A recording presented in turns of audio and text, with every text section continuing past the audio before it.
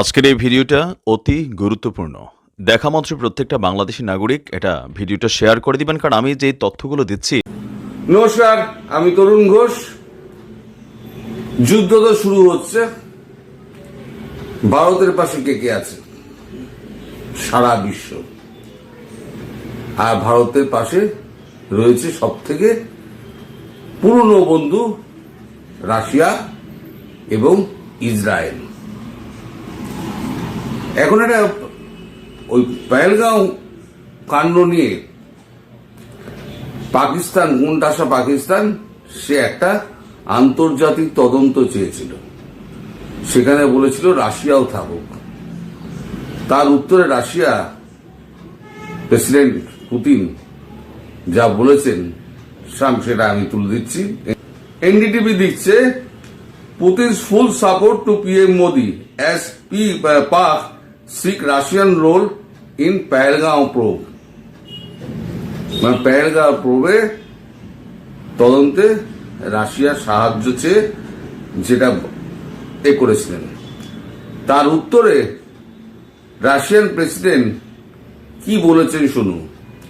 রাশিয়ার রাষ্ট্রপতি পুতিন প্রধানমন্ত্রী মোদির সাথে ফোনে পেহেলগাম সন্ত্রাসী হামলার নিন্দা করেছেন এবং জোর দিয়ে বলেছেন যে অপরাধীদের অবশ্যই বিচারের আওতায় আনতে হবে।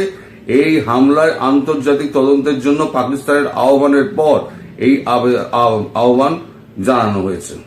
আরো নতুন দিল্লির এতে টাইমলাইনে লেখা হচ্ছে, রাশিয়ার রাষ্ট্রপতি ভ্লাদিমির পুতিন আজ প্রধানমন্ত্রী নরেন্দ্র মোদীকে ফোন করে জম্মু ও কাশ্মীরের পেহেলগামে সন্ত্রাসী হামলা তীব্র নিন্দা জানিয়েছেন, যেখানে 25 জন পর্যটক এবং একজন কাশ্মীরি ঠান্ডা মাথায় গুলি করে হত্যা করা হয়েছে।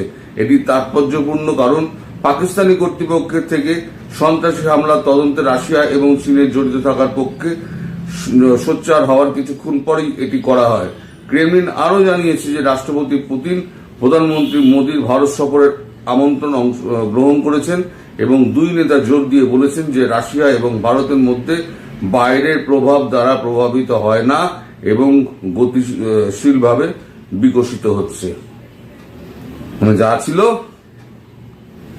চায়না তো কোনো কথাই বলেনি। চায়না আর রাশিয়া দুজনকে নিয়ে করতে বলেছিল, চায়না তো কোনো কথাই বলেনি, একেবারে চুপ।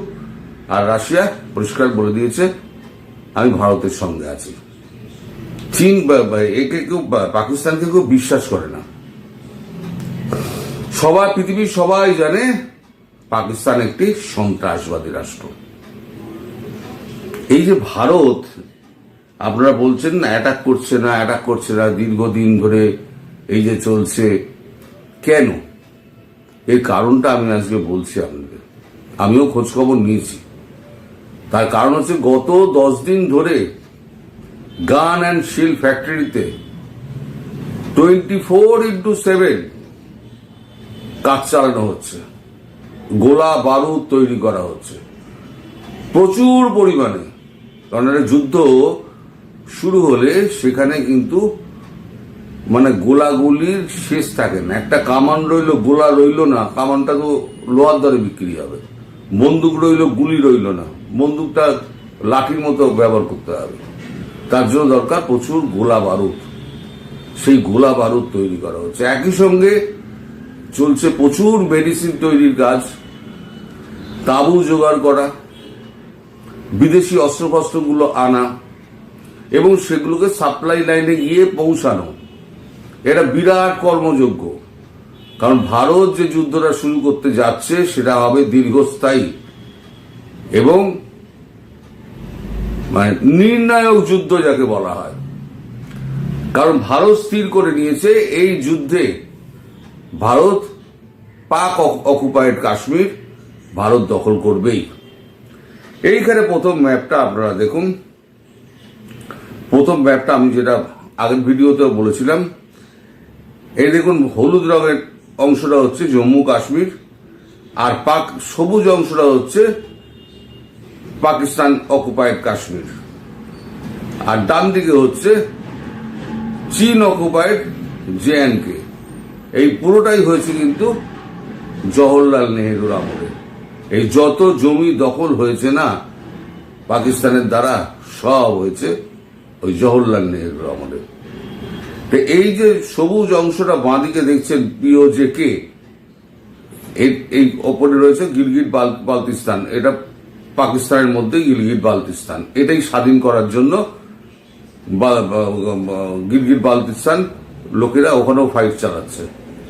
আর এখানে যে মুজাফফরাবাদ এবং মিরপুর, এই সরু অংশটার মধ্যে দেখুন, এই যে মুজাফফরাবাদ আর মিরপুর, এই দুটো অংশ থেকে আপনার সন্ত্রাসবাদী ইনফিল্ট্রেট করে। এখানেই তাদের ক্যাম্প করা হয়েছে সার্জিক্যাল স্ট্রাইকে। এইখানে মুজাফফরাবাদ এবং মিরপুরে এই সার্জিক্যাল স্ট্রাইক করা হয়েছিল। এবার ভারতের প্ল্যানটা কি? ভারতের প্ল্যানটা হচ্ছে এই পুরো কাশ্মীর, জম্মু কাশ্মীরটা তো নিতেই হবে। পিওজেকে সবুজ অংশটা যেটা রয়েছে তার মধ্যে গিলগিট বালতিস্তানে চলে আসছে। গিলগিট বালতিস্তান যদি চলে আসে, এই ম্যাপটা দেখুন এবার, এই ম্যাপটায় দেখবেন এই সবুজের ওপরেই রয়েছে বাঁদিকে আফগানিস্তান, সবুজের ওপরে আফগানিস্তান। তার মানে জম্মু কাশ্মীর দখল হয়ে গেলে সোজা চলে যাবে ওখান থেকে আফগানিস্তান, আফগানিস্তান থেকে তুর্কি, তুর্কি হয়ে ইউরোপ। সড়ক পথে সরাসরি আমরা যদি চাই, আমরা গাড়িতে করে আমরা ইউরোপ যাব, আমরা সরাসরি গাড়িতে করে ভারত থেকে ইউরোপ চলে যেতে পারি। সেটা কিন্তু এবার মোদি করে ছাড়বেনি। এবার আপনারা ভাবুন যে একটু ইতিহাস ঘাঁটি। 1971 সালের এপ্রিল মাস, সম্ভবত 12ই এপ্রিল, ফিল্ড মার্শাল জেনারেল মানেকশকে ডেকে পাঠালেন ইন্দিরা গান্ধী। বলেছেন, মানেকশ, তোমাকে এক কাজ করতে হবে, আমাদের এখানে প্রচুর আসছে, তোমার শরণার্থী আসছে, আমাদের পূর্ব পাকিস্তান আমাদের দখল করতে হবে। শাহ মানেকশ বলেছিলেন, ম্যাডাম প্রাইম মিনিস্টার, এখন পারবো না। তখন বলছে, আমি প্রাইম মিনিস্টার, আমি আপনাকে বলছি আপনি করুন। উনি বলছেন, আমি রেজিগনেশন এক্ষুনি দিয়ে দিচ্ছি আপনাকে, কিন্তু এই আক্রমণ আমি এখন করব না। তখন প্রাইম মিনিস্টার জিজ্ঞেস করেছে ইন্দিরা গান্ধী, তারপরে এত বড় কথা তুমি বলছো মানেকশ, তার মানে তুমি কি আমার আজ্ঞাকে, আমার একে অর্ডারকে তুমি ডিসওবে করছো? বলছে, না প্রাইম মিনিস্টার, আমি যুদ্ধ করি জেতার জন্য, হারার জন্য নয়। আজ যদি যুদ্ধ করি, শুরু করি, আমাদের কোনো প্রস্তুতি নেই, আমাদের প্রস্তুতি নিতে হবে। এই প্রস্তুতি নিতে গেলে সময় লাগবে, সামনে বর্ষাকাল আছে, তার জন্য তার জলে ভরে যাবে পুরো জায়গাটা, ফলে আমাদের ওয়েট করতে হবে। অনেক কথাবার্তা বলার পর তারপরেতে মানেকশ একটা চিরকুটে উনি লিখে দিলেন 4 ডিসেম্বর অ্যাটাক হবে। 4 ডিসেম্বর যখন উনি বললেন, সেই 4 ডিসেম্বরে কিন্তু যুদ্ধটা শুরু হয়েছিল। দ্য স্টেটসম্যান খবর করেছিল, ইটস ওয়ার, পাক প্লেনস বম্ব মেনি এয়ারপোর্টস। এই সেই কাগজের টুকরো, তখন সমস্ত ছাপার অক্ষর, ছাপার তো এখন তো সমস্ত পাল্টে গেছে, তখন তো ব্লকে ছাপা হতো, সেই ব্লক করে ছাপা সেই পুরনো কাগজ দ্য স্টেটসম্যান, সেখানে ছাপা হয়েছিল। অনেকেই বলছেন ভারত আমেরিকার বগলের তলায়, তাই ভারত কিছু করবে না। আপনারা মশাই ভুল জানেন, এবং আপনাদের সব থেকে ভালো চিনেছে কে জানেন তো? এই বাংলাদেশকে ডোনাল্ড ট্রাম্প। ভারত আর পাকিস্তান বা বাংলাদেশ আর পাকিস্তানকে খুব ভালো রকম চিনে নিয়েছেন উনি। উনি ব্যবসায়ী মানুষ তো, উনি খুব ভালো বোঝেন কোনটা ঠিক আর কোনটা ভুল। ডোনাল্ড ট্রাম্প তিনি পাকিস্তান সম্পর্কে লিখছেন, বাংলাদেশ সম্পর্কে তো পরে আসছে, পাকিস্তান সম্পর্কে উনি লিখছেন। Breaking, global airlines voluntary boycott Pakistani air space, নিজে থেকেই বয়কট করে দিয়েছে Pakistani air space. Pakistan use to have 400 flight using it's air space every day. Right now, only about 15 flights are passing through. Major carriers like Air France, Lufthansa, British Airways, Etihad, Oman Air have stopped flying over Pakistan. There's a big hit to Pakistan foreign exchange earnings as it loses out on millions of its flight fees. The ban on Bangladeshi airspace could potentially cost 550 million annually. তার মানে 400 flight যেটা চলতো সেটা এখন সবাই চালানো বন্ধ করে দিয়েছে। এখন মাত্র 15টা আন্তর্জাতিক ফ্লাইট ওখান থেকে যায়, আর টোটাল এর যা ওভারফ্লাইট যা কস্ট যেটা পে করতো সমস্ত এয়ারলাইন্স সেটা হচ্ছে 550 মিলিয়ন পার ইয়ার পাকিস্তানকে, যেটা পাকিস্তান এখন লুজ করবে। বাংলাদেশ সম্পর্কে লিখছে দেখুন উনি, ডোনাল্ড ট্রাম্প বাংলাদেশ সম্পর্কে, তার বাংলাদেশ সম্পর্কে আইডিয়াটা দেখুন। দেয়ার আর নো কমিউনিস্ট ইন পাকিস্তান, পাকিস্তানে কোনো কমিউনিস্ট নেই। নো ইসলামিস্ট ইন চায়না, চায়নাতে কোনো ইসলামিস্ট নেই। নো ওক্স ইন বাংলাদেশ, বাংলাদেশে কোনো ওক্স নেই। And no immigrants in Poland. এ বাকিটা আপনি ছেড়ে দিন। এর ব্যাপারটা হলো যে ওক্সটা কি, আপনাদের প্রশ্ন আসতে পারে ওক্সটা কি। ওক্স হচ্ছে, তার মিনিং হচ্ছে ওক্সের, the oak initially being aware or informed specially about political and social issue with a focus on racial and social justice. মানে পলিটিক্যালি সোশ্যালি সোশ্যাল জাস্টিসের ব্যাপারে যারা অ্যাওয়ার নয় তাদেরকে বলে ওক। তার মানে আমেরিকান প্রেসিডেন্টের কাছে বুঝতেই পারছেন আপনাদের অবস্থা হলো একেবারে ওই কুয়োর ব্যাঙের মতো। আমি যেটা মাঝে মাঝে বলি না যে আপনারা সোশ্যাল মিডিয়া ফেসবুকের বাইরে আপনারা জগৎটা চেনেন না, উনিও সেটাই বলতে চাইছেন। আপনার বিশ্ব রাজনীতি, বিশ্ব অর্থনীতি, সোশ্যালিজম, আপনার এই সমস্ত সম্পর্কে আপনাদের কোনো আইডিয়া নেই। আপনারা হলেন গিয়ে মানে 2 পয়সার একটা বাংলাদেশ। ভারত শুধু জিও পলিটিক্যাল ইস্যুর জন্য বাংলাদেশকে ধরে রাখে। কালকে যদি ভারতবর্ষ বাংলাদেশ থেকে হাত তুলে নেয় তাহলে বাংলাদেশের কি অবস্থা হবে বুঝতে পারছেন? আপনারা আগে ভাববেন যে আপনারা কতটা জলে আছেন, কতটা ডাঙায় আছেন, তারপরে ভারত জয়ের কথা ভাববে। এবার যখন আক্রমণটা হবে খুব শিগগিরই বুঝতে পারবেন। এবার যখন আক্রমণটা হবে তখন দেশে ভারতের অর্থনীতির উপরে চাপ পড়বে, খাদ্য সংকট দেখা দেবে, কারণ আমাদের এখানে প্রচুর ক্ষয়ক্ষতি হবে আমরা জানি।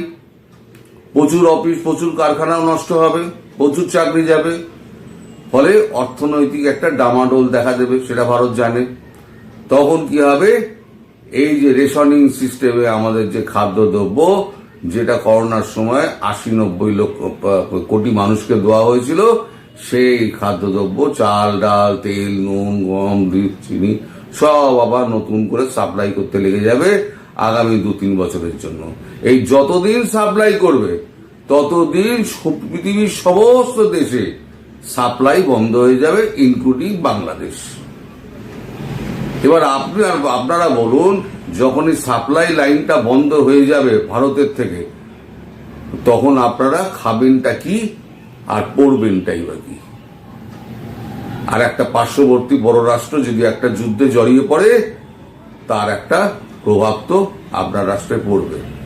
আর দ্বিতীয় আশঙ্কা যেটা হলো, আমাদের এজেন্সি মারফত যে খবরটা পাওয়া যাচ্ছে সেটা হচ্ছে পাকিস্তানের একটা ইচ্ছা ছিল যে তাদের হারিয়ে যাওয়া সেই পূর্ব পাকিস্তান তারা আবার নতুন করে একটা দখল করবে।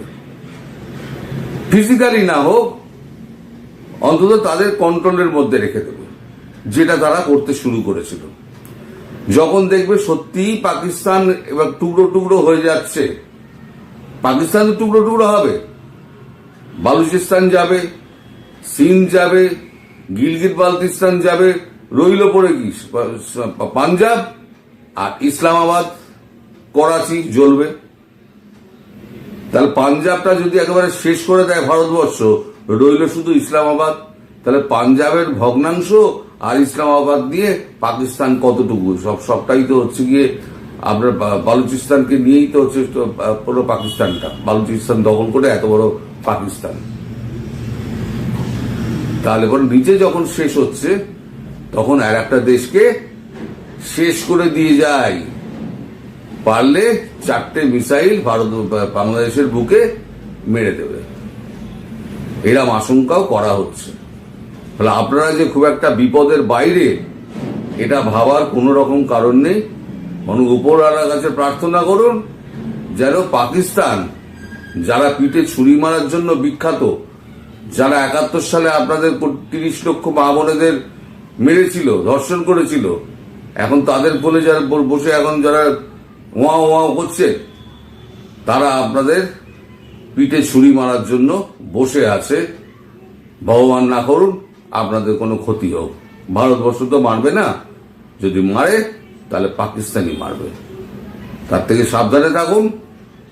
আর আমি কি বলবো, আর একটা কথা, আমার ভিডিও ডাউনলোড করবেন না। যারা করেছেন সব কিন্তু স্ট্রাইক খাচ্ছে, সব স্ট্রাইক খাচ্ছে।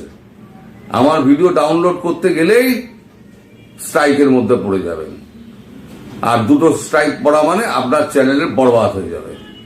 সবাই ভালো থাকবেন, সুস্থ থাকবেন এবং সাবধানে থাকবেন। নমস্কার।